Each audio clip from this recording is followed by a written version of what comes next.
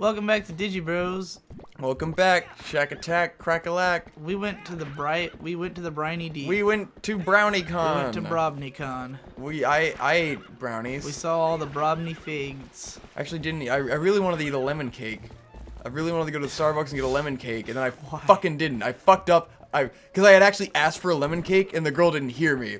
Oh. And then I didn't get my lemon cake, and I was just like, I really just want this fucking lemon cake. Can you not do that any time? Like, why was that a Bronycon? I just really wanted it then. It had nothing to do with Bronycon. I just wanted a fucking lemon cake, okay? And I didn't get it, and it sucked. Definitely the most riveting part of anything that happened. So that was my Bronycon. So these conventions were a hassle because of the fact that, or Bronycon in particular, because nobody wanted to go with me. Yes. With Otakon, it was great because our cousin Boyd covered the whole cost of the hotel. Yeah, that was because awesome. he wanted everybody to have a good time, and he was so excited about Otakon. He'd been planning it a year in advance, so he was like super into it. He paid for the hotel. The only thing I ended up paying for was the ticket because I didn't get my fucking panel. And then you know, so like other than the $100 ticket price and the money I spent at the con, fairly cost effective for an Otakon trip. Yeah. And Bronycon, the major appeal of it was that me and my friends, the Horseshoe crew, could get a panel, and therefore we could get in free. So we got a panel with all of us, and then we also, this woman called Pinkaboo, who was organizing the concert, the Bronypalooza concert, wanted us all to be MCs for the concert, where we'd come on stage and announce people in between sets. And she's like a big fan of all of our work, especially like me, Jesse, and the T-Bab. Yeah.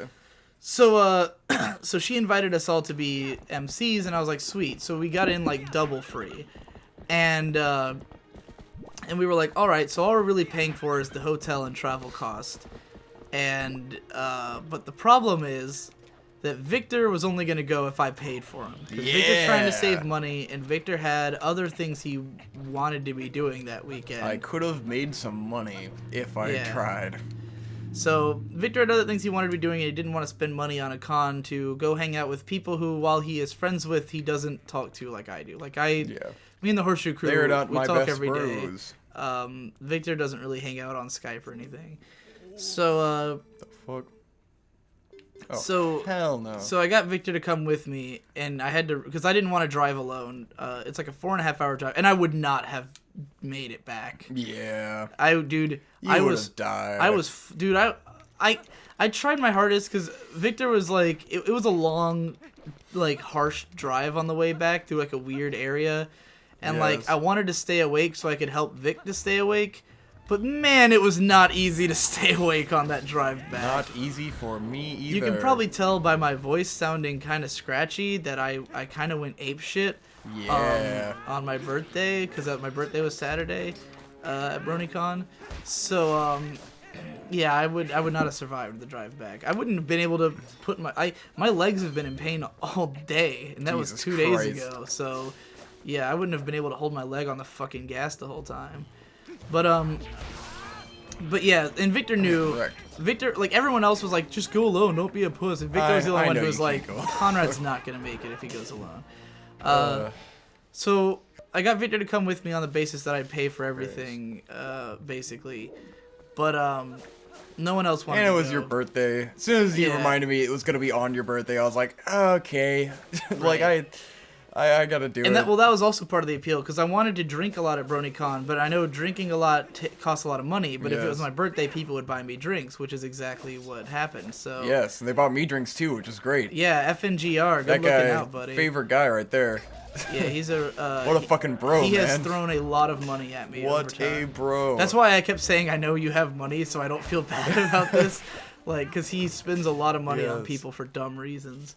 But it's like, thank you, man. But yeah, so I took Victor, and it was great because I got him in free, which I didn't think I'd be able to do, like ticket wise, because we didn't register Victor at all before the con. Yes. We showed up on Thursday. Everyone else, all my friends, and that was part of the problem too, is that all my friends were coming on Wednesday, because Give and Take from the UK was flying in, and his flight was on Wednesday. And so we decided we'd get the hotel a day early, and we'd all show up early and hang out a day before we went to the convention.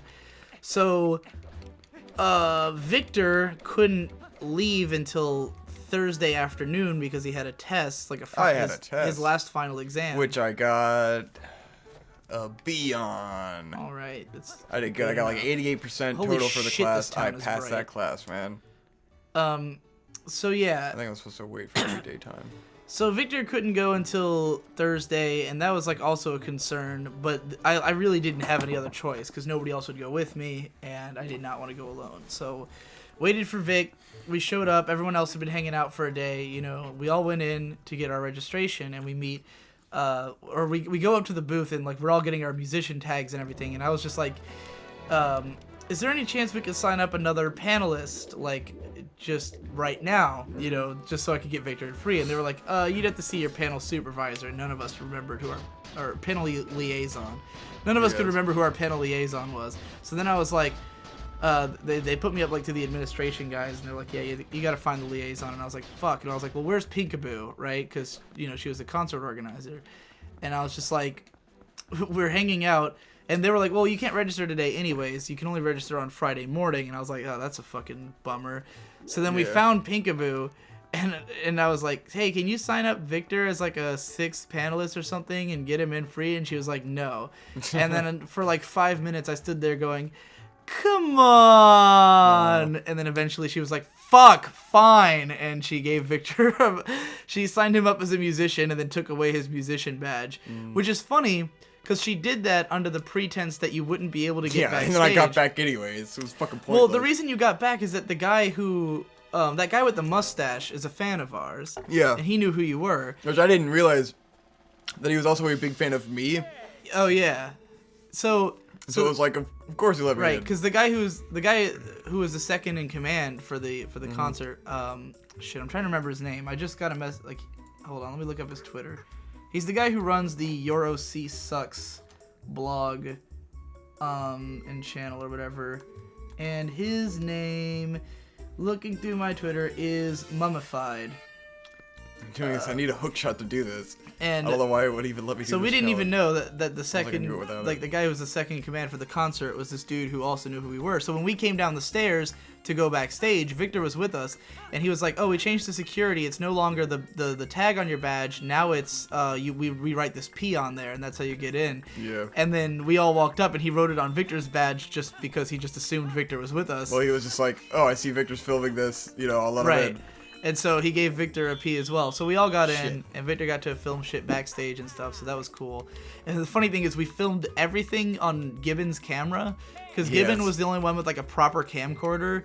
And he was like, I don't want to film anything, so Victor, you take it. And Victor filmed like hours of footage. Yes, I filmed the fuck out of that. Yeah, like the first 2 days, there's like unfathomable amounts of footage. Isn't all the concert stuff on my camera though? Yeah. Okay, good, because I'm gonna release the video of shit. You have me getting sung to by Nicole Oliver, right? Yes. Sweet. So I'm gonna release that probably on After Dark. But anyways, and we'll tell that story a bit later, I guess. Yeah. But like, yeah, we're filming everything. We all got in. We all got in as musicians. Victor got in free. Which is great because that was like, you know, the other big, like the only cost I had for the con is the hotel cost, which is gonna run me like $180 between the two of us, or $170 or something like that. And beyond that, most of my food and drink cost ended up getting paid for by my fans who kept throwing money at me because it was my birthday. You know, I want to add something because of that. The dude who let us in, when we were backstage at some point, this was the most disappointing moment in the entire con for me. Really? He's sitting there, he's talking to me, it's like, yeah, I really love your videos, you're really good. And then he was like, I really love the one about, and then someone else comes up and cuts him off. And I don't know what his favorite video is. The one guy who'd seen all of my content and wanted to compliment my videos, I don't know which one he was talking about. Well, it was so depressing. All day, I see everyone else getting fucking praise for all of their work, and then the one guy who's about to praise me gets cut off, and I was just like, son of a bitch. You should have fucking sat there and I didn't waited want and to asked seem him. as desperate as I am. I was Well, just like, what was the video? Was it Yield Kitten Spa? I have Did he his- have some profound thought about it? I have don't his know. Twitter if you wanna. Oh man, If you wanna message him on Twitter, my few fans. I'll ask him on Twitter what it was gonna be. Let's tell him the mystery is aching at your soul. Oh man, it was just funny. Yeah. So yeah, we got Victor and free. That dude, that alleviated so much stress. Just like Yes. just the fact that I knew we'd be able to do it. Like, why the fuck wouldn't we be able Well, to just do it? everything leading up to the con was stressful because of the fact that we had just done another con, and Victor didn't want to go, and our friend Brando was leaving, and my mom was like, out of nowhere, starts guilt tripping me about it, like like the day before. Yeah. Because she was like, well, you're making Victor go, and I was like, yeah, nobody else will go. And she's like, well, but what day's Brando leaving? And I was like, well, he's on my birthday while we're gone. And she's like, well, don't make Victor go. That's his best friend. I'm like, why are you making this hard for me? Like, I have no other choice. I need him to come with me. Like, I wouldn't force him if I thought I could, like, you know, leave on Wednesday. There was a period Wednesday night where I was really tempted to just leave and drive in the middle of the night and go up there. And I was like, that's how I'll die. So, no thanks. And we did the whole trip.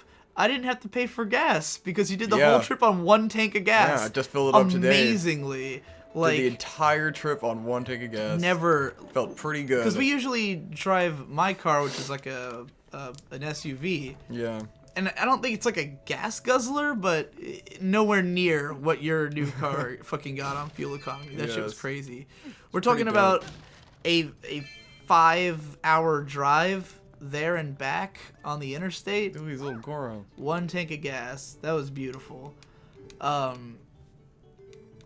Yeah, so the stress of the cost, like once I got Victor and free, it was like, okay, I feel better about this whole trip now.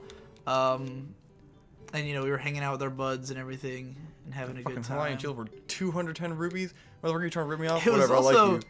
it was funny because the whole time leading up to the convention, like, most of the Horseshoe crew are kind of at least a little broke. Like, I think Nate's the only one who's willing to, like, spend money the way I am, you know. And Jesse, but Jesse doesn't so much have money as he will throw it away. Yes. You know? He'd rather spend his Ben money. was definitely being cheap, but he was also buying, like, more stuff at the con where I was like, my budget was gonna go to food and booze. Ben and does that was what I was because Ben's friends to do. with a lot of artists, and he wants to support the artists, you know. Ben recently, you wouldn't have heard this story. This is just a... this place is just full of these poor, hustling Gorons. It's like child hustlers in You this wouldn't have place, heard about man. this, but recently Ben, which by the way, Ben is Phantom Horn for anybody who doesn't know their real names. Look at this view. Ben was like had some roommates or whatever that he was living with, and then one of them like didn't pay their rent and ran or something like that, and so he got evicted. Oh shit. So he had to move back in with Nate and their parents like a month or two ago because he doesn't have money to afford a place, which is why Ben's been so like ugh, because Ben and Nate both hate that they live at home. They can't stand being at home and not being independent, you know. And so Ben's like really mad because he's not independent right now. And of course Jesse hates his home situation, and Tom really hates his home situation, and Tom's fucking poor. So like I was really shocked like for months that Tom was coming, because I was like, I can't believe he's willing to spend the money to hang out with us. Like, you know, I know he's friends with all of us, but it's expensive. Until I realized that he had a girlfriend who was coming to the con, who lives in Vancouver, and I had no idea that she was coming or that they were dating. Because he's dating Dear Cotton Candy, who is my my artist for. She drew my header for my YouTube and Twitter and some other art for me. Formerly, she had. Wait, is her avatar still on? Yeah, she drew the avatar for Digi Does Anime as well. She has that super adorable moe style, so when you see those really cutesy drawings of me, that's usually her. and she's done some great art for the Horseshoe Crew as well. But like, I had no idea she was coming or that she was dating Tom. And then once I knew that, I was like, okay, that's why he's willing to come, because his girlfriend's here, and it's the only chance he gets to see her. So that made a lot more sense once we were there. But yeah, it was fun to hang out with all those guys, and it's funny too because last year meeting them, it was I was meeting them for the first time, and it was sort of putting the face to the voice and everything, like meeting them and like becoming acclimated to who they were as people. And because I know them as of last year, then that's how I've been reading their stuff all this time.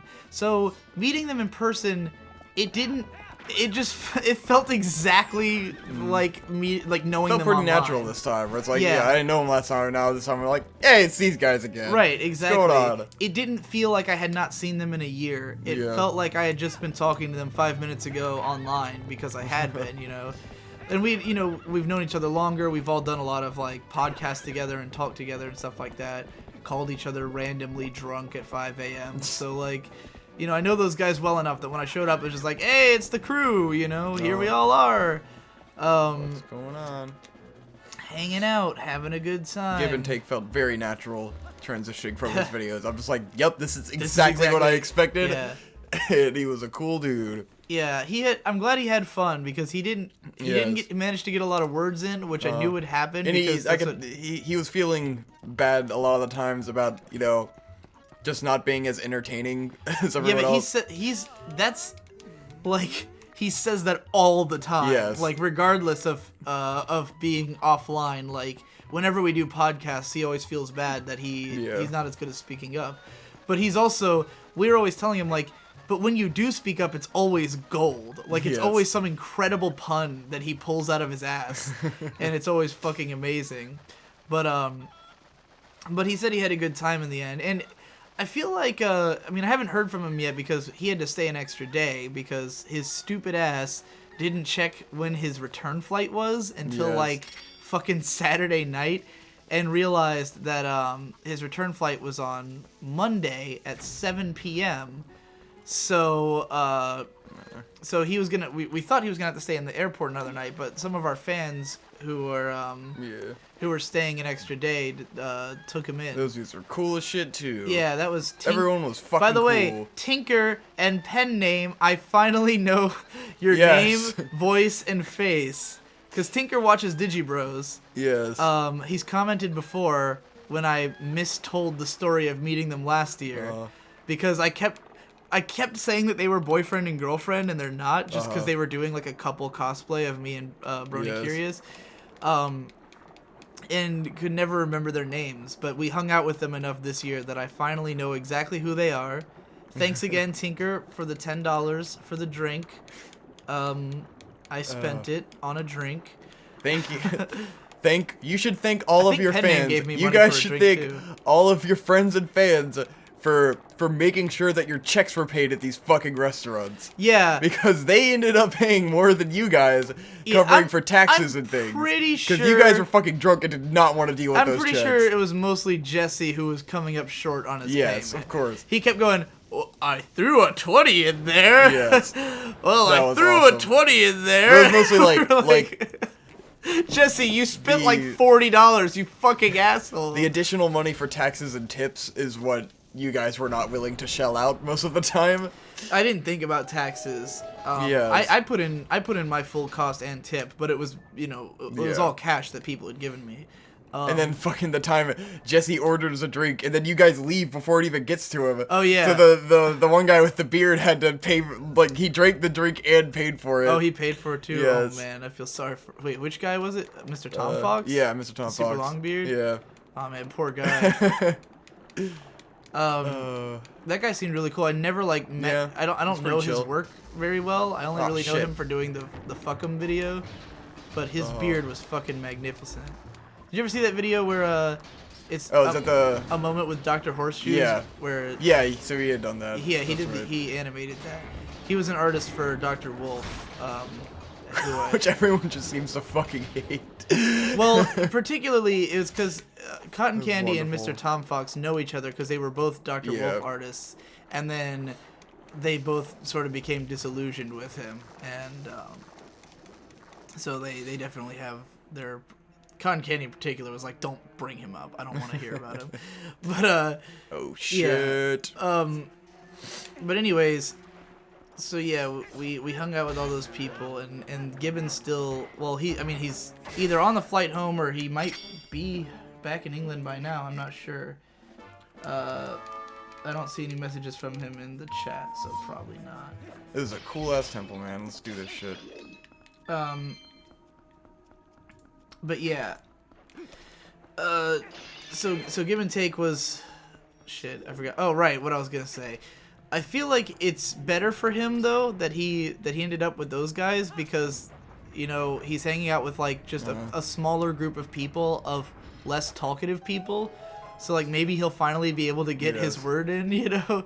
Can I say something about game design real quick? Sure. I love that the first thing you see when you come into this temple, you have to get up and jump and grab that switch. And this entire temple is based around grabbing those switches. So I was just like, it's just a wonderful thing. They introduced this central mechanic of the dungeon immediately, and that's how you get in, and then it's just like switches from there out.